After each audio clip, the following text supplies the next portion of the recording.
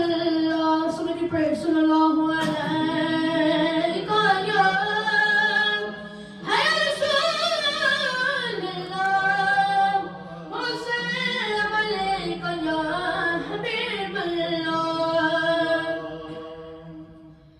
जन्नत में लेके जाएंगे चाहत रसूल की, चाहत रसूल की। क्यों करना मेरे दिल में हो उल्फत रसूल की, उल्फत रसूल की। चलता हूँ मैं भी काफिले वालों, रुको जरा। चलता हूँ मैं भी काफिले वालों, रुको जरा। मैंने तो बस मुझे भी इजाजत रसूल की। क्यों करना मेरे दिल में हो उल्फत रसूल की, उल्फत रसूल की। जन्नत में लेके जाएंगी चाहत रसूल की, चाहत रसूल की। कर पाके उनके कदम में मुझको गिरा दिशा। कर पाके उनके कदम में मुझको गिरा दिशा। जिस वक्त हालत में, जिस वक्त हालत में ज़ियारत रसूल की। क्यों करना मेरे दिल में हो उल्फत रसूल की, उल्फत रसूल की। इसने भी मदीना देख लिया, उसने भी मदीना देख लिया। सरकार के भी तो मैं भी कहूँ, मैंने भी मदीना देख लिया। सरकार ने बुला के मदीना दिखा दिया। सरकार ने बुला के मदीना दिखा दिया। होगी मुझे नसीब, होगी मुझे नसीब शफाअत रसूल की। क्यों करना मेरे दिल में हो उल्फत रसूल की, उल्फत रसूल की। जन्नत में लेके जाएंगी चाहत रसूल की, चाहत रसूल की। तो है गुलाब का उबैद रज़ा तेरे, तो है गुलाब का उबैद रज़ा तेरे।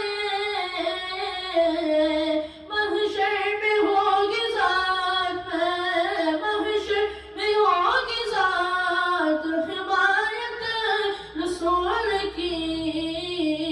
क्यों करना मेरे दिल में हो उल्फत रसूल की, उल्फत रसूल की। जन्नत में लेके जाएंगी चाहत रसूल की, चाहत रसूल की।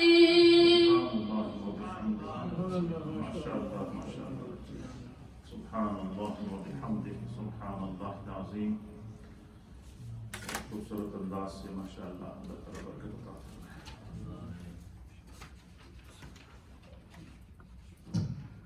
السلام علیکم ورحمۃ اللہ وبرکاتہ. والسلام الحمد للہ رب العالمین، والصلاة والسلام علی سید المرسلین وعلی آلہ واصحابہ اجمعین. الصلاة والسلام علیک یا رسول اللہ، الصلاة والسلام عليك يا رسول الله، الصلاة والسلام علیک یا حبیب اللہ، الصلاة والسلام عليك يا حبيب وعلى الله، آلك وأصحابك يا نور الله وعلى آلك وأصحابك صلى يا الله رسول تعالى عليه الله. وسلم. Alhamdulillah, we have been talking about different things every day because this is the month of fasting. We talked about Quran before. We'll talk a bit about fasting, inshallah, as Allah subhanahu wa ta'ala states that fasting has been prescribed for us just as it had been prescribed for people before us. کہ ہم سب پر جو ہے جس طریقے سے رمضان کے روزے فرض کیے گئے پہلی امتوں پر بھی تھے. So fasting has been there in some form or another right from the beginning. Every nation had their own fast. That means that Allah subhanahu wa ta'ala, He knows and He decided that for a human being, for a person's body and soul, fasting is necessary. That is why every nation had their fast. Just like every nation had their own prayers. The way they prayed might be different. How many times they prayed might be different. But there were prayers. In the same way, fasting has always been there. So why is fasting so necessary? The thing is, there are two elements to our existence. One is the body, as we know, and the other is the soul. For the entire year, our focus is only on the body. We look after the body, we feed the body, we clean the body, right? We take care of the body, we wear good clothes, we beautify ourselves. We do all these kind of things for the sake of the body. Now what is neglected throughout the year is the soul. We don't look after the soul. We don't nourish the soul. We don't give that thing that is needed for the soul to survive and to thrive. Just like we need food, just like we need water, just like our body needs nourishment, our soul too needs nourishment. But the problem is we look after the body which is fani, which is going to perish. This body is not going to be there. I know we look after the body so much, Allahu Akbar. Okay? We see our brothers going to the gym all the time, which is very good. But at times I see them going to the gym in Ramadan. When people are coming to the masjid for Taraweeh, they are going towards the gym. And I said, Subhanallah, if you come to the masjid, that is a gym for your body and your soul. In Ramadan, how can you miss the Taraweeh and go to the gym? I said, no, I can't miss the gym. It is a necessity for me. Allahu Akbar. So going to the gym is good. But going to the masjid, or coming to the masjid, is even more important, especially in Ramadan. So we need to do away with all these things that we can do at other times. This is the time to focus on the soul. You know how we look after the body? We do dye our hair all the time. But this is the battle we cannot win. Our body is going to deteriorate. There is no, it is stated that Allah subhanahu wa ta'ala made cure for all the illnesses except two. What are the two? One is old age and the other is death. There is no cure for old age. There is no cure for death. Our sisters might be putting all sorts of creams on their faces to get rid of the wrinkles, but it is going to come. You can battle gray hair all you want, but it is going to come. It is going to come. You cannot win that battle. Yes, fair enough, you do the certain things that you need to do. But what that teaches us is that we need to focus on something which is more fundamental. And that is the soul. The body is going to die. The soul never dies. You know, when we die, the body dies. But the soul doesn't die. The soul will always be there. Since Allah subhanahu wa ta'ala created, the soul will be there. And we are not looking after our souls. We are not. And you know, the nourishment for the body comes from where? Our body is made from soil, right? And the nourishment for the body comes from the soil. All the food that we eat comes from the soil. The vegetables come from the soil. Even the animals that we sacrifice and make halal and eat, what do they survive on in turn? They survive on the soil, what comes out from the soil. So our body's existence depends on the soil. Because we are made from that soil. We will go into that soil. Okay? مِنْهَا خَلَقْنَاكُمْ وَفِيهَا نُعِيدُكُمْ وَمِنْهَا نُخْرِجُكُمْ تَارَةً أُخْرَى. We have been created from there. We will go back in there. We will be raised from there, soil. But our soul is from the other world. Our soul is not from this world. Our soul is from the alam arwah. It is from the other world. The one thing that we have which is from the other world, which connects us from the ghaib, is our soul. Is our soul. And that is why the nourishment for the soul also comes from the other world. The food for the soul comes from the other world. And that is what? Zikr. The names of Allah. Quran al-Kareem, I said Quran al-Kareem is the word of Allah. It comes from the other world. Why? Because it is nourishment for the soul. The soul does not belong to this world, and that is why, alhamdulillah, the nourishment for the soul is coming from the other world. The zikr of Allah, Quran al-Kareem, salah, whatever we do, that is nourishment for the soul. And it is like Allah subhanahu wa ta'ala is saying, for this 1 month of Ramadan, let the focus be on the soul and not on the body. Let the body go into the background and bring the soul to the forefront and do everything. Focus on the soul. Assess your soul. See what your soul is good at and what it is not. What are the shortcomings? And try to overcome those shortcomings. Focus on the soul. You know, when this soul becomes pure, when this soul becomes spark, subhanallah, it is the soul that actually sees Allah Ta'ala. You know, it is stated, our Imam, people can see Allah Ta'ala in their dreams, but it is not this eyes which is seeing, it is the heart. Imam Azam radiallahu ta'ala, it is stated, he witnessed Allah subhanahu wa ta'ala 100 times. How? Because the soul was so pure. When you make your soul pure, we can see the other world. We can witness the other world. And that is exactly what Rosa is teaching us, where we say no to things. لَعَلَّكُمْ تَتَّقُونَ. Okay, why has Rosa been prescribed? So that we become God-fearing, so that we become conscious, so that we become pious. And what is piety? What exactly is piety?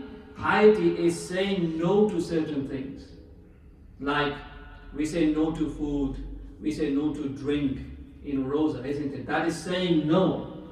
But the more important thing is your soul saying no to certain things.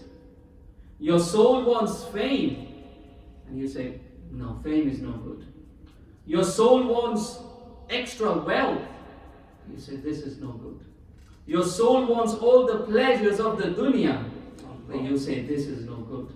Your soul never wants to die and doesn't want to think about dying, but you say, no, that is restraining yourself in that sense. That is what Rosa is all about.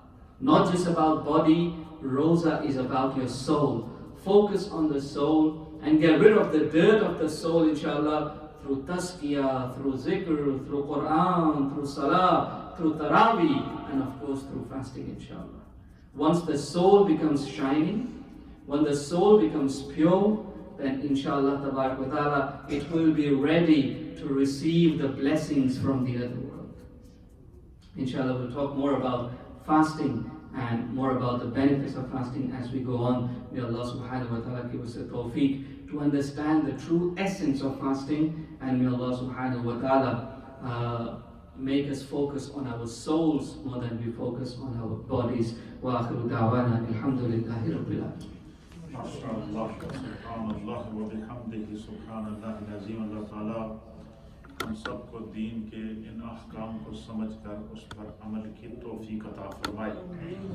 افطار special کا یہ خصوصی programme جو ہماری new مدینہ مسجد Bolton سے ہر ہر روز بعد نماز عصر تا مغرب جاری و ساری ہوتا ہے۔ بھی آپ نے حضرت مولانا محمد عارف قادری صاحب کی گفتگو سنی کہ انسان کی زندگی کیا ہے، موت کیا ہے، اس کی حقیقت کیا ہے اور ہم اس دنیا میں کیوں آئے ہیں۔ دیکھیں، اسلام دین رحمت ہے اور اللہ تعالیٰ نے ہمیں جو نبی عطا کیا ہے وہ نبی رحمت ہے۔ اور یہ جو اپریل کا مہینہ ہے، اس کی جہاں اور فضیلت ہے، اس کی ایک بڑی فضیلت یہ ہے کہ اس مہینے میں اللہ نے ہمارے نبی حضرت محمد مصطفیٰ صلی اللہ تعالیٰ علیہ وسلم کو پیدا کیا ہے۔ جس طرح ہمارے لیے میلاد کا مہینہ ہے اسلامک مہینوں میں، کہ میلاد کا مہینہ یہ month of the birthday of prophet Muhammad صلی اللہ تعالیٰ علیہ وسلم، اسی طریقے سے انگریزی حساب سے 22 اپریل جو ہے یہ birthday of the prophet Muhammad صلی اللہ علیہ وسلم۔ اور انشاءاللہ 22 اپریل کو ہم اسپیشل جس طرح 12 ربیع الاول کو میلاد کرتے ہیں، اس طریقے سے ہم میلاد کی محفل کریں گے یہاں۔ نبی اکرم صلی اللہ تعالیٰ علیہ وآلہ وسلم ہمارے لیے جو دین لے کر آئے ہیں وہ دین رحمت ہے۔ دیکھیں، اس سے پہلے حضرت عیسیٰ علیہ نبینا علیہ الصلوۃ والسلام کو جب اللہ نے بغیر باپ کے پیدا کیا تو پیدائش کے ساتھ ہی اللہ تعالیٰ نے ان کو کتاب عطا کر دی۔ کیا کر دی؟ کتاب عطا کر دی۔ اسی طریقے سے حضرت داؤد علیہ السلام کو، حضرت موسیٰ علیہ السلام کو، دیگر انبیاء کرام کو صحائف عطا کیے، پورے صحیفے، پوری کتابیں آسمان سے اترتی رہیں۔ اب چونکہ اسلام قیامت تک رہنا تھا، قیامت تک دین باقی رہنا تھا، تو اللہ تعالیٰ نے ہمارے پیارے آقا علیہ الصلوۃ والسلام کو جو عظیم کتاب، جس طرح آپ خاتم النبیین ہیں، اس طرح آپ پر نازل ہونے والی کتاب قرآن حکیم خاتم الکتب ہے، آخری کتاب ہے۔ اللہ چاہتا تو ایک ہی لمحے میں اس کو، جس طرح باقی کتابیں اتاری، اس کو اتار سکتا تھا، وہ قادر مطلق ہے۔ لیکن علماء نے لکھا کہ اس میں کیا حکمت ہے کہ اللہ تعالیٰ نے کم و بیش 22 سال 6 مہینے اور کچھ عرصے کے اندر تھوڑا کر کے قرآن نازل کیا۔ وجہ کیا ہے؟ تاکہ جو بتدریج لوگوں کو دین کی طرف لایا جائے۔ تو آپ نے دیکھا ہوگا کہ انسان کا یہ مزاج ہے کہ رمضان میں ہماری مسجدیں بھر جاتی ہیں، رمضان کے بعد جناب علی فوراً خالی ہو جاتی ہیں، جمعے کو بھر جاتی ہیں، عام دنوں میں مسجد میں نمازی نہیں ہوتی۔ تو جیسے نمازی آتے ہیں تو ہماری کوشش ہوتی ہے کہ ہم ان کے اندر ذوق پیدا کریں، یہ اللہ تعالیٰ کی اس میں حکمت ہے۔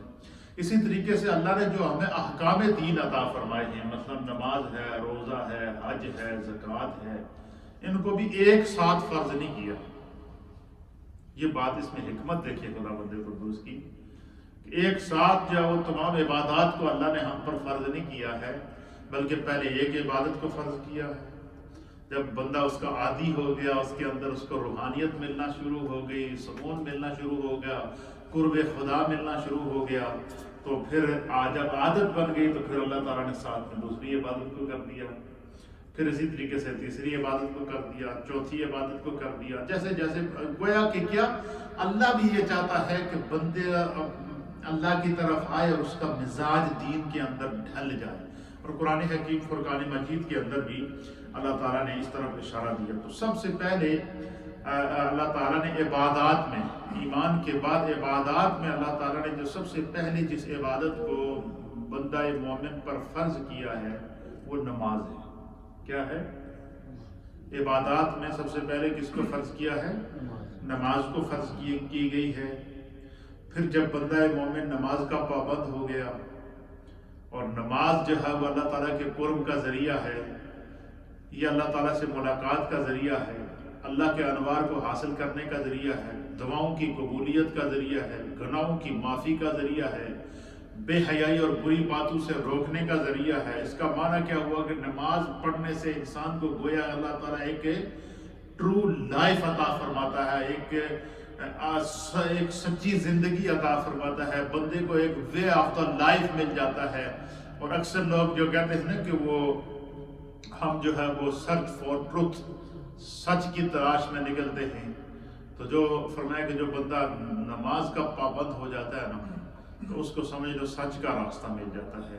اور جس طرح کہ قرآن حکیم فرقان مجید میں اللہ تعالیٰ نے جو ہے وہ تقریباً 700 سے زائد مقامات ہیں جہاں پر اللہ تعالیٰ نے نماز پڑھنے کا حکم دیا ہے، نماز کی طرف آنے کا حکم دیا ہے۔ اللہ کا قرب حاصل کرنے کا ذریعہ بھی نماز کو بتایا گیا ہے، دعا کی قبولیت کا ذریعہ بھی نماز کو بتایا گیا ہے۔ تو اسلام میں سب سے پہلے اللہ تعالیٰ نے عبادات میں نماز کو فرض کیا، اور جب بندہ نماز کا پابند ہو گیا تو پھر اس کے کچھ عرصے بعد اللہ تعالیٰ نے روزہ فرض کر دیا۔ پھر جب بندے نے روزے کے اندر جو ہے روحانیت کو پایا، اپنے رب کے قرب کو پایا، تو پھر فرمایا کہ جو ہے وہ اچھا یہ قدرت کی اس میں حکمت کیا ہے کہ سب پہلے اللہ نے نماز کو فرض کیا۔ اس کی وجہ یہ کہ نماز کا ادا کرنا باقی احکام کی بنسبت آسان ہوتا ہے، کہ بندہ وضو کرتا ہے تو سوچتا ہے یار میں ابھی منہ ہاتھ دھوؤں گا تو تھوڑا فریش ہو جاؤں گا، سستی دور ہو جائے گی، پہلا تو یہ ذہن میں کنسیپٹ آتا ہے۔ پھر اس کے بعد جناب علی پر سوچتا ہے جب میں نے وضو کیا تو میں نماز پڑھ لیتا ہوں تو اس سے میرے گناہ معاف ہوں گے، اللہ کا قرب نصیب ہوگا۔ تو بندہ پھر جیسے جیسے وہ جو عادتیں اپناتا ہے قریب ہوتا جاتا ہے۔ یہ بظاہر آسان حکم اور اس میں بندہ بور نہیں ہوتا، نماز کی ادائیگی میں بندہ بور نہیں ہوتا، اور جڑا نماز کا پابند ہو جائے اس نے نماز تو بغیر سکون نہیں آنا۔ یہ اللہ نے اس کے اندر ایسی روحانیت رکھی ہے، اور یہی وجہ ہے کہ اللہ تعالیٰ فرماتا ہے کہ ان الصلاۃ تنہا عن الفحشاء والمنکر، کہ بے شک نماز بے حیائی اور بری باتوں سے روکتی ہے۔ یعنی گویا کہ جو بندہ غیر نماز میں نماز کی پابندی کے علاوہ برائی میں مبتلا تھا، برے کاموں میں مبتلا تھا، مشکلات کے اندر مبتلا تھا، پریشانیوں میں مبتلا تھا، بے حیائی اور عریانی کے اندر وہ اس نے اپنے آپ کو ڈھال کے رکھا ہوا تھا، تو وہ بندہ جس وقت جو ہے وہ اس کا جو ہے وہ نماز کا پابند ہوا تو یہ ساری بری عادتیں اس سے چھوٹنا شروع ہو گئی۔ پھر جب بری عادتیں چھوٹ گئیں، اچھی عادتوں کی طرف بندہ مائل ہو گیا تو پھر کیا ہوا؟ پھر فرمایا کہ پھر اس کے بعد اللہ نے روزے کو فرض کر دیا۔ تو روزہ جو ہے فرمایا روزہ جب فرض کیا، کیونکہ ان احکام میں سب سے زیادہ سہل اور آسان نماز ہے۔ جب بندہ اس عادت کو پا لیتا ہے تو پھر اس کے بعد اللہ تعالیٰ نے تھوڑا سا اس سے مشکل احکام کی طرف لایا، وہ بندہ اس کی طرف آیا، اور پھر جو ہے اسے جو ہے وہ نماز کے بعد پھر اللہ تعالیٰ نے جو ہے وہ پھر جو ہے روزہ، جب روزے کا بندہ پابند ہو گیا، روزہ فرض کیا گیا، کیونکہ ان احکام میں سب سے زیادہ سہل آسان نماز ہے۔ پھر اس کے لیے جو ہے وہ اس کے بعد پھر اس سے مشکل اور اس سے دشوار چیز، جب دیکھیں نماز انسان کی مالی بدنی عبادت ہے، تو جب بدنی عبادت کا بندہ عادی ہو گیا کہ بندہ چلو اب مثلا فجر کی نماز ہے، اس کے لیے جو ہے وہ نیند سے اٹھنا ضروری ہوتا ہے، حالانکہ ہے بڑا دشوار ہے، شیطان سر پہ کھڑا ہوتا ہے، لیکن جب بندے کو عادت پڑ جاتی ہے تو اس کو اگر نماز نہ ہو تو اس کو سکون ہی نہیں ملتا۔ تو اس طریقے سے جب بدنی عبادت کا بندہ عادی ہو جاتا ہے تو ساتھ ہی اللہ تعالیٰ نے بدنی عبادت کے ساتھ مالی عبادت کو بھی رکھ دیا۔ اچھا یہ ساری چیزیں رکھنے کا مقصد کیا ہے؟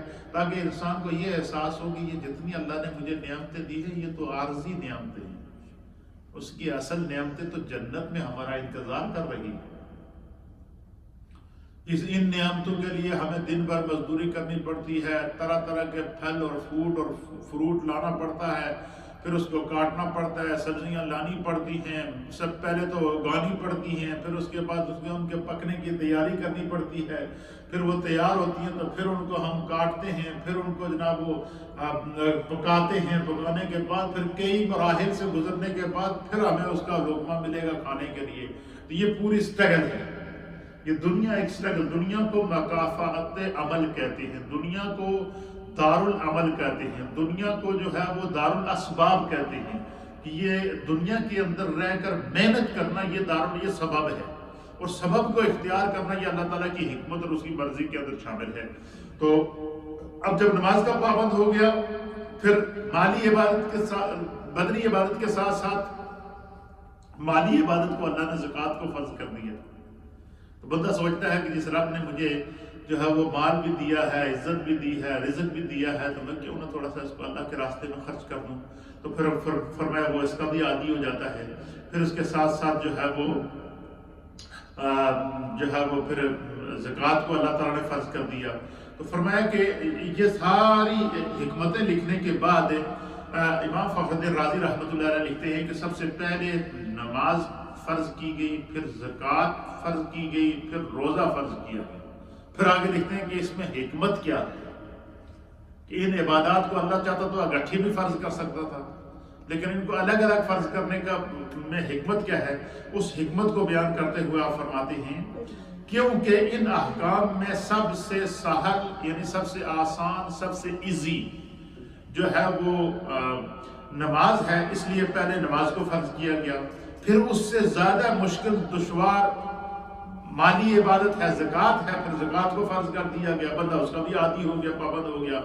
پھر کیونکہ فرمایا کہ کیونکہ مال اپنی ملکیت سے نکالنا انسان کے لیے بہت شاق ہوتا ہے. بندہ کہتا ہے بینک بیلنس میں کمی آ جائے گی، پیسے میں کمی آ جائے گی، اتنا پیسہ زکوٰۃ کا نکل جائے گا، ایک بظاہر شوق ہوتا ہے اس کے اوپر.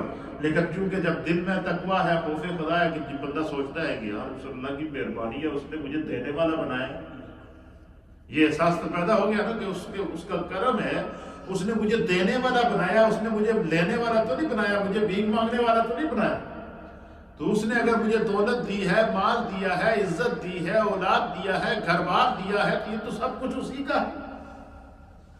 تو مجھے جو ہے وہ کیا کرنا چاہیے؟ مجھے اس رب کی بارگاہ کے اندر شکر بجا لانا چاہیے، تاکہ میں اس مال کا بھی شکر ادا کروں، جس طرح کہ میں عبادت کے ذریعے، نماز کے ذریعے کیا کرتا ہوں، اپنی جسمانی عبادت کر کے اپنا رب کا شکر ادا کرتا ہوں، تو مال کے ذریعے بھی اللہ تعالیٰ کا میں شکر ادا کر سکوں. پھر میں بظاہر یہ نکالنا بہت مشکل ہوتا ہے. پھر اس کے بعد فرمایا کہ پھر اس سے زیادہ مشکل عبادت روزہ ہے. اچھا، نماز کی حالت، نماز کے پڑھنے کے بعد آپ کیا کر سکتے ہیں جی؟ نماز کے پہلے یا نماز کے بعد اگر آپ کچھ کھانا پینا چاہیں تو کھا پی سکتے ہیں، آپ کو اختیار ہے. پیاس لگی ہے تو پانی پی سکتے ہیں، بھوک لگی ہے تو کھانا کھا سکتے ہیں. جو ہے وہ مسجد میں پڑھنا چاہے مسجد میں پڑھ سکتے ہیں، گھر میں پڑھنا چاہے گھر میں پڑھ سکتے ہیں، آپ کو اختیار حاصل ہے.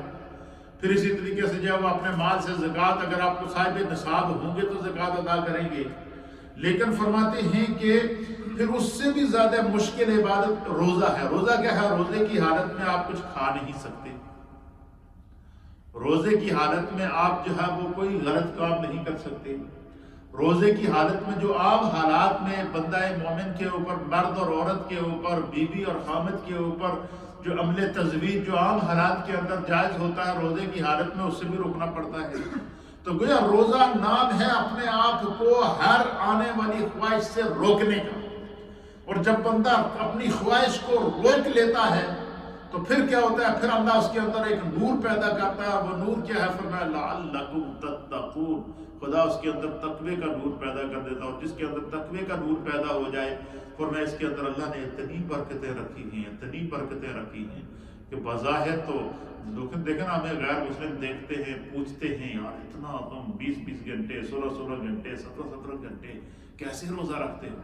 لیکن جو بھی بندہ روزہ دار ہے اس کو تو سکون ملتا ہے.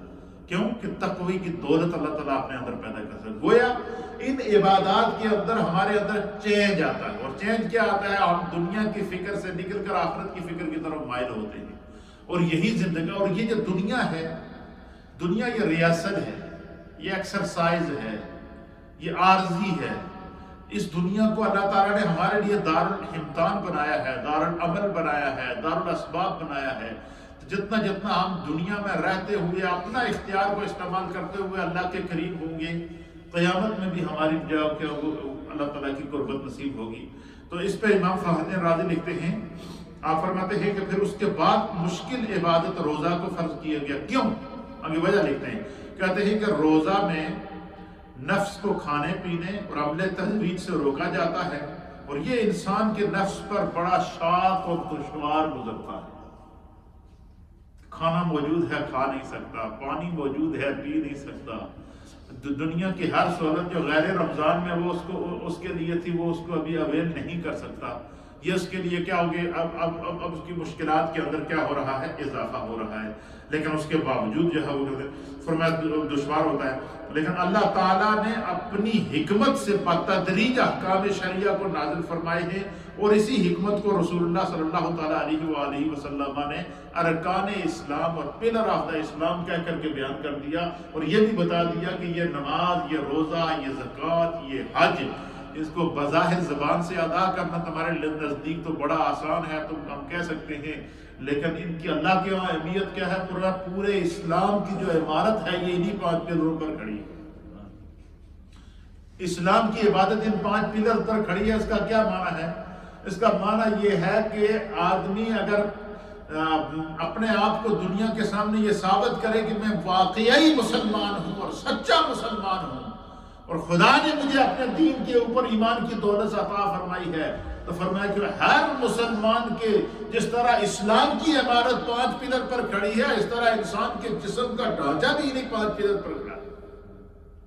اور فرمایا کہ جس کی نماز مضبوط ہوگی اس کی صحت مضبوط، جس کا روزہ مضبوط ہوگا اس کی صحت مضبوط، جس کی زکوٰۃ مضبوط ہوگی اس کا مال مضبوط، جس کا یعنی جس انداز سے بندہ جتنا خدا کے قریب ہوتا جائے گا، اللہ اتنی اس کو دنیا میں عزت عطا فرمائے گا۔ اور میرے آقا فرماتے ہیں کہ ایک بات یاد رکھو، جس کو خدا دنیا میں عزت دے دے، اس کو اپنے رب سے یہ امید ضرور رکھنی چاہیے کہ جس رب نے مجھے دنیا میں عزت دی ہے وہ مجھے قیامت میں کبھی رسوا نہیں کرے گا، کبھی قیامت میں رسوا نہیں کرے گا۔ اور اگر قیامت میں میرے اعمال کی بدعمالیوں کی وجہ سے اگر مجھے شرمندہ ہونا بھی پڑے گا، تو وہاں پر بھی ایک امید ہے کہ شافع یوم النشور جناب سید العالمین محمد رسول اللہ اپنی چادر رحمت کو پھیلائے کھڑے ہوں۔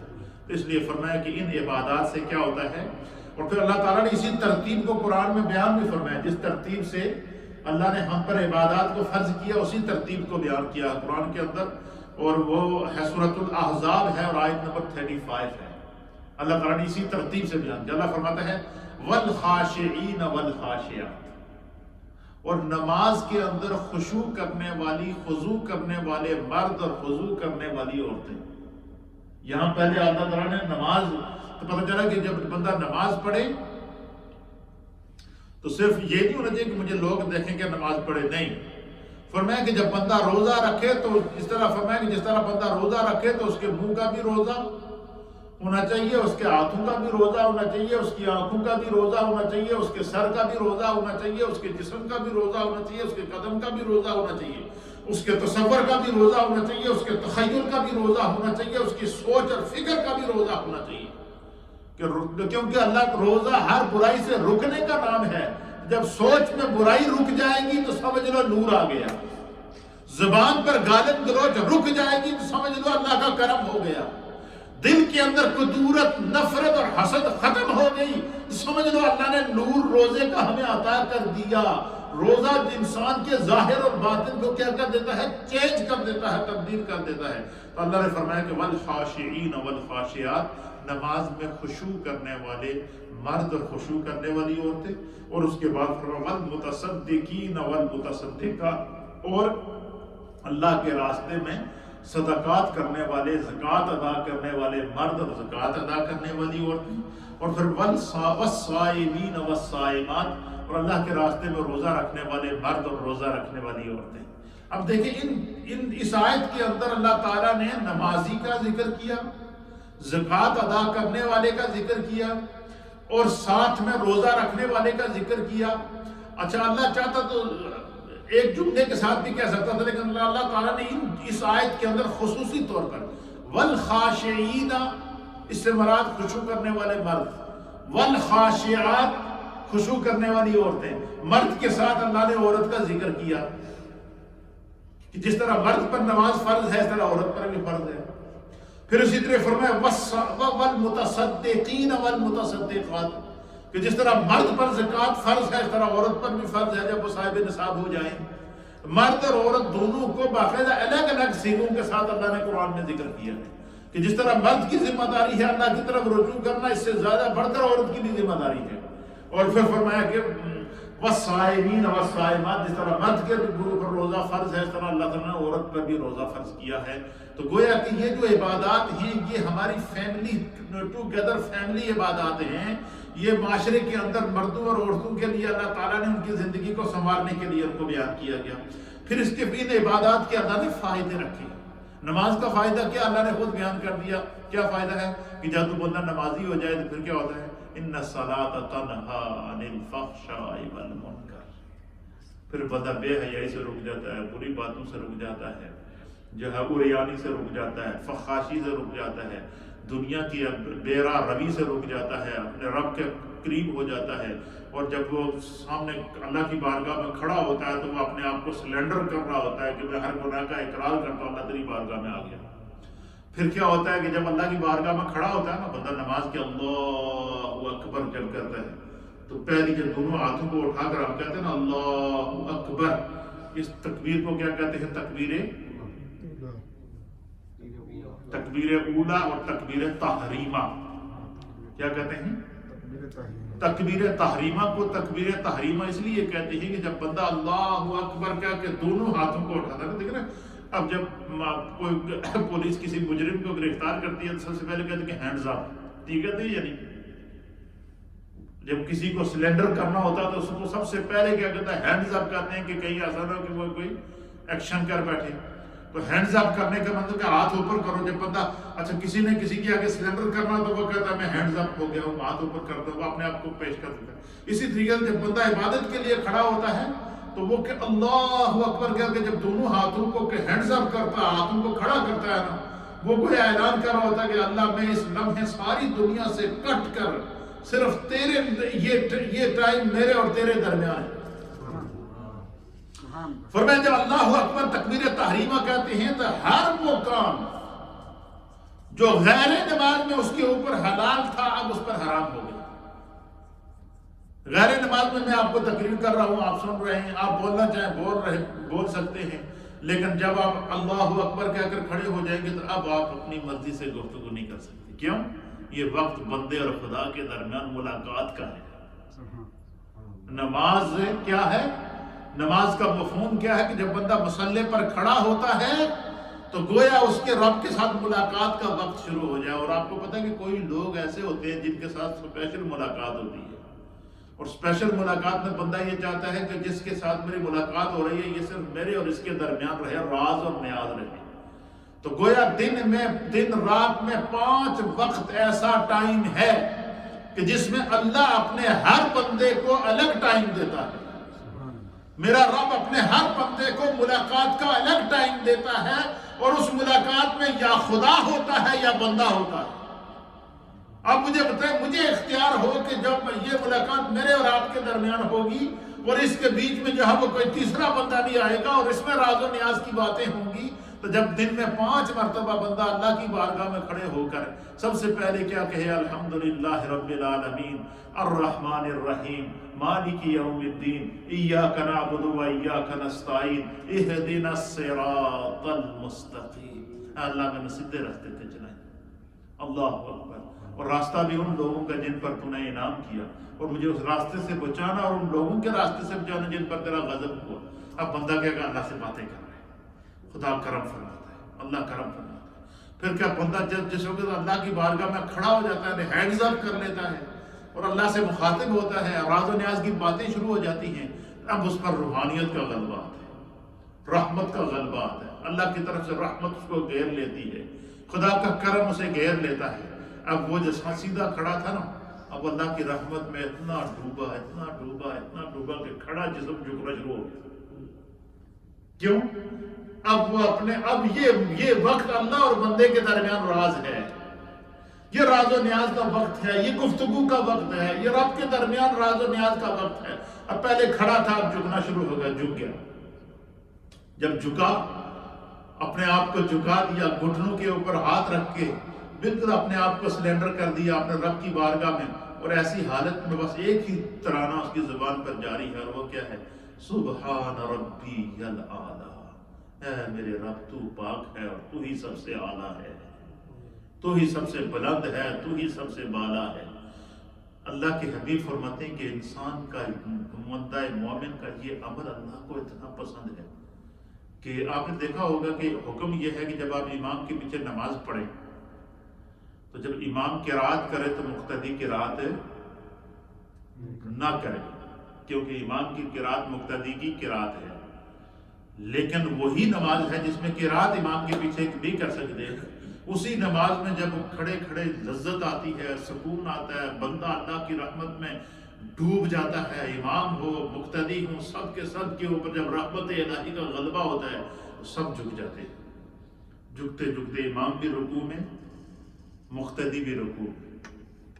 اب یہ حکم نہیں ہے کہ رکوع میں صرف امام تسبیح پڑھے گا مقتدی نہ پڑھے، نہیں، اور میں اب تو اپنے رب کے کرم میں کھو گئے ہو، اب اس کی تسبیح کر رہا ہے، جو میں امام بھی تسبیح پڑھ رہا ہے وہ اپنی مستی میں گم، مقتدی اپنی مستی میں گم۔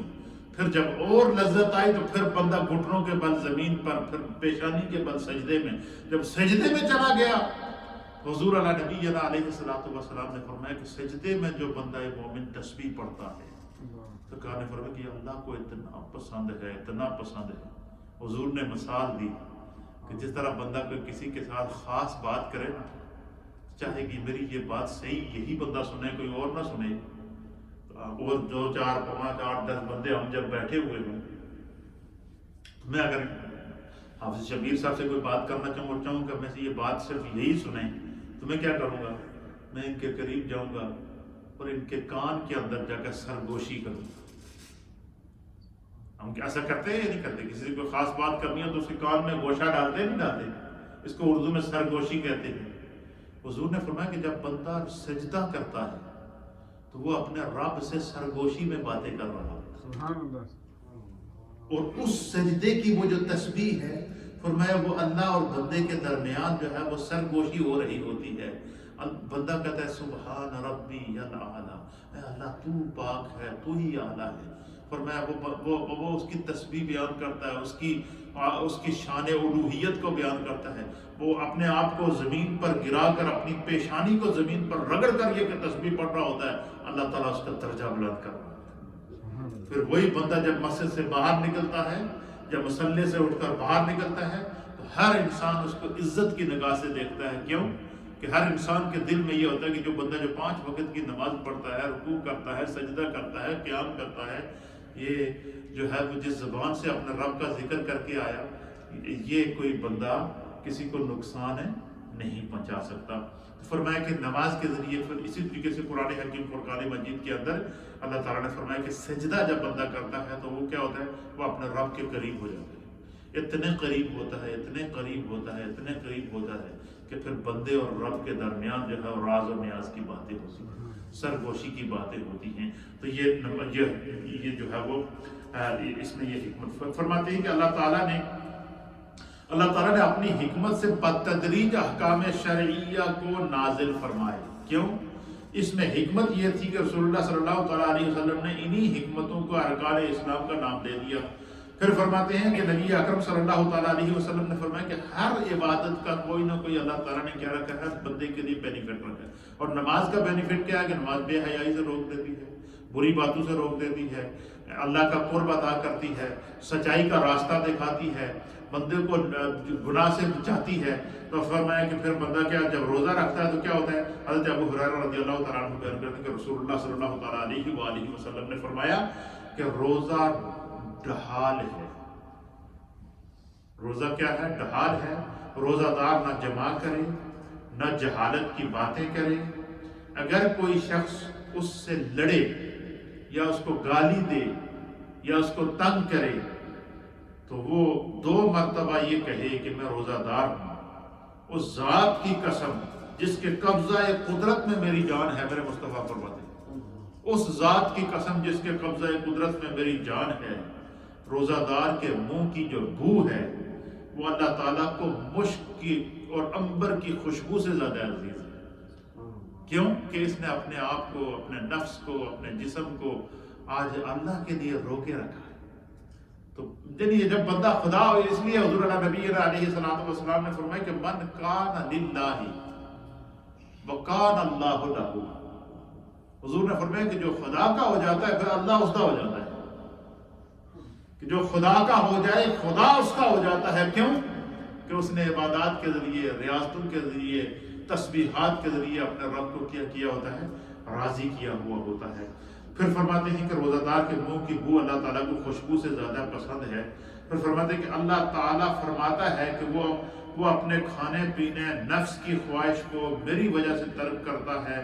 روزہ میرے لیے ہے اور میں اس کی جزا ہوں. اللہ تعالیٰ فرشتوں کے سامنے اس انسان کو ایگزامپل بنا کے پیش کرتا ہے. یا فرشتوں، تم نے کہا تھا کہ یہ انسان دنیا میں فساد پھیلائے گا، خون ریزی کر پھیلائے گا. میں نے دیکھا کہ آج نے میری خاطر نہ کھایا ہے نہ پیا ہے، اپنے آپ کو ہر گناہ سے روکے رکھا ہے. تو فرمایا کہ اللہ فرماتا ہے کہ الصوم لی وانا اجزی بہ. اے بندے، میری خاطر تو نے روزہ رکھا تو یاد رکھ تمہیں اس کی جزا بھی میں آتا اور جزا میں آتا تھا. اور نیکیاں جو ہے اللہ تعالیٰ 10 گنا اس کے اندر بڑھا دیتا ہے. اب اس کے اندر جو ایک آخری حدیث اس کو سن لیتے ہیں تاکہ ہمیں پتہ چل سکے کہ اس رمضان کی، اس عبادت کا، ان روزوں کا، ان نمازوں کا ہمارے لیے اللہ نے کیا بینیفٹ رکھا ہے. نبی اکرم صلی اللہ تعالیٰ علیہ وسلم نے فرمایا کہ جس نے جھوٹی بات کی اور اس پر عمل کرنا نہیں چھوڑا تو فرمایا اس کے کھانا پینا چھوڑنے کی مجھے کوئی حاجت نہیں.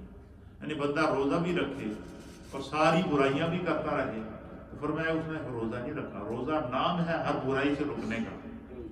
اور فرمایا کہ جب پورا مہینہ ہم روزہ رکھ کے گناہ چھوڑ دیں گے، برائی چھوڑ دیں گے، برائی کا راستہ چھوڑ دیں گے، اپنے رب کا قرب حاصل کرنے کی کوشش کریں گے، تو روزے کا سب سے پہلا بینیفٹ، نماز کا بینیفٹ کیا تھا؟ ان الصلاۃ تنہی عن الفحشاء والمنکر. نماز پڑھنے والا بے حیائی اور بری باتوں سے بچ جاتا ہے. اس کے بعد روزے کا کیا بینیفٹ ہے؟ روزے کا بینیفٹ یہ ہے کہ یا ایھا الذین آمنوا کتب علیکم الصیام کما کتب علی الذین من قبلکم. تم پر روزے کا فرض کر دیا گیا جس طرح تم سے پہلو پر فرض کیا. اور جب بندہ عادی روزہ ہو جاتا ہے تو اس کا بینیفٹ اللہ اس کو کیا عطا فرماتا ہے؟ لعلکم تتقون. خدا اس کے اندر تقوی کا نور پیدا کرتا ہے. نماز سے بری عادتیں چھوٹ گئی. نماز سے کیا ہوا؟ بری عادتیں چھوٹ گئی. نماز سے بے حیائی سے بندہ بچا. نماز کے ذریعے عریانی سے بندہ بچا. نماز کے ذریعے فحاشی سے بندہ بچا. نماز کے ذریعے ہر برے کام سے اللہ نے اس کو پروٹیکشن عطا کر دی. اور روزے کے ذریعے لعلکم تتقون، خدا نے تقوی کا نور عطا کر دیا. گویا نماز سے انسان کا ظاہر بھی پاک ہو گیا، روزے سے انسان کا باطن پاک ہو گیا. اور جس کا ظاہر اور باطن پاک ہو جائے، جو ایسا بندہ جب اللہ کی بارگاہ میں ہاتھ اٹھاتا ہے دعا اسی وقت قبول ہوتی ہے. پھر کسی کو کہنے کی ضرورت نہیں کہ تجھے ساڈے واسطے دعا کرو، بس اس کو ہاتھ اٹھانے کی ضرورت ہوتی ہے. کیوں؟ کہ اس نے اپنا رب کو راضی کر لیا ہے، اللہ کے احکام پر عمل کر دیا ہے. اور دوسری حدیث ہے نبی اکرم صلی اللہ تعالیٰ علیہ ابو ہریرہ رضی اللہ تعالیٰ عنہ بیان فرماتے ہیں کہ رسول اللہ صلی اللہ تعالیٰ علیہ وآلہ وسلم نے فرمایا کہ روزے کے سوا ابن آدم کا ہر عمل اس کے لیے اپنے لیے ہوتا ہے. فرمایا روزے کے علاوہ ابن آدم کا ہر عمل اس کے لیے ہے. اللہ فرماتا ہے کہ روزہ میرے لیے ہے، وَأَنَا أُجْزَى بِهِ أَوْ أَجْزِي بِهِ. میں اس کی جزا دیتا ہوں. جس طرح بندے نے میرے لیے روزہ رکھا، اس لیے فرماتے ہیں کہ نبی پاک صلی اللہ علیہ وسلم فرمایا کہ تخلقوا بأخلاق اللہ، اپنے آپ کو اللہ دیاں عادتوں وچ پاؤ. اب خدا کی عادت کیا؟ اللہ کھانے پینے سے پاک ہے. تو بندہ کیا کرتا ہے کہ دن صبح سحری سے لے کر شام تک کوئی چیز نہیں کھاتا. کیوں؟ کہ بندہ جب کوشش کرتا ہے کہ میں اپنے آپ کو روکوں اور اپنے رب کی طرف رجوع کروں. تو فرمایا کہ جب بندہ اپنے آپ کو اپنے رب کی صفات اور اس کے کمالات کا عادی بنا دیتا ہے، اپنے آپ کو اللہ کی صفات سے متصف کر دیتا ہے، تو پھر کیا ہوتا ہے؟ اللہ تعالیٰ اس پر کرم فرماتا ہے. اور نبی اکرم صلی اللہ تعالیٰ علیہ وسلم نے فرمایا کہ جو ہے وہ ابن آدم کا ہر عمل اللہ کے لیے ہے اور اس کی جزا دوں گا. پھر فرمایا روزہ ڈھال ہے. ڈھال مین protection of the hell, protection of the جہنم. روزہ جہنم سے بچاتا ہے. آپ دیکھیں نا، ہم بارش ہوتا واٹر پروف کوٹ پہنتے ہیں، ہم چھتری استعمال کرتے ہیں، ہم کو ہر وہ چیز استعمال کرتے ہیں جس سے ہمارے کپڑے بچیں. تو فرمایا کہ جو بندہ روزہ رکھ لیتا ہے تو خدا اس کے سامنے ایک دیوار بنا دیتا ہے اور وہ دیوار اس کو جہنم میں نہیں جانے دیتی. یعنی بندہ چاہے کہ جہنم سے بچ جائے تو فرمایا کہ روزہ رکھے. اور روزہ کیا ہے؟ حضور نے فرمایا کہ الصوم جنہ، روزہ ڈھال ہے. روزہ ڈھال ہے.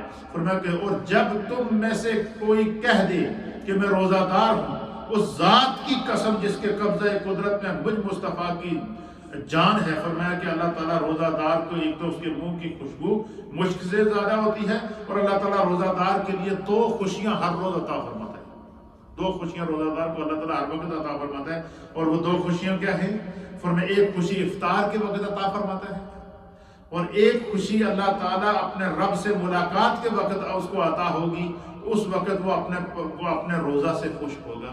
روزے کی 2 خوشیاں پکی ہیں۔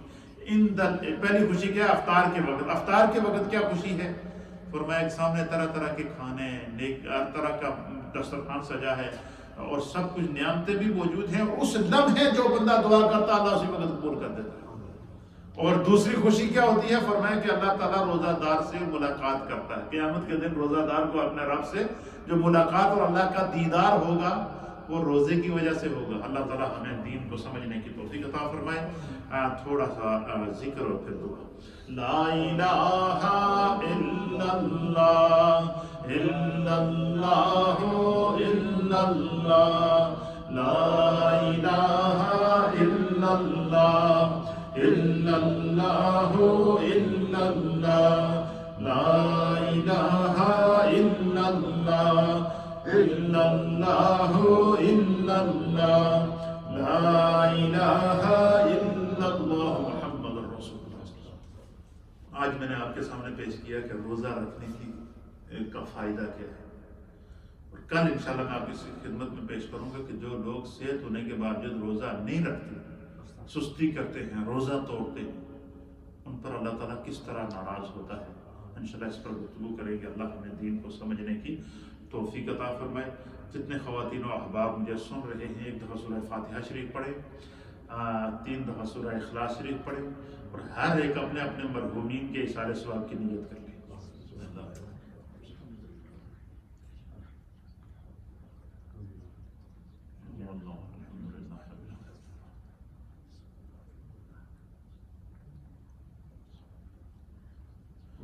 قل هو الله احد الله الصمد لم يلد ولم يولد ولم يكن له كفوا احد، قل هو الله احد الله الصمد لم يلد ولم يولد ولم يكن له كفوا احد، قل هو الله احد الله الصمد لم يلد ولم يولد ولم يكن له كفوا احد۔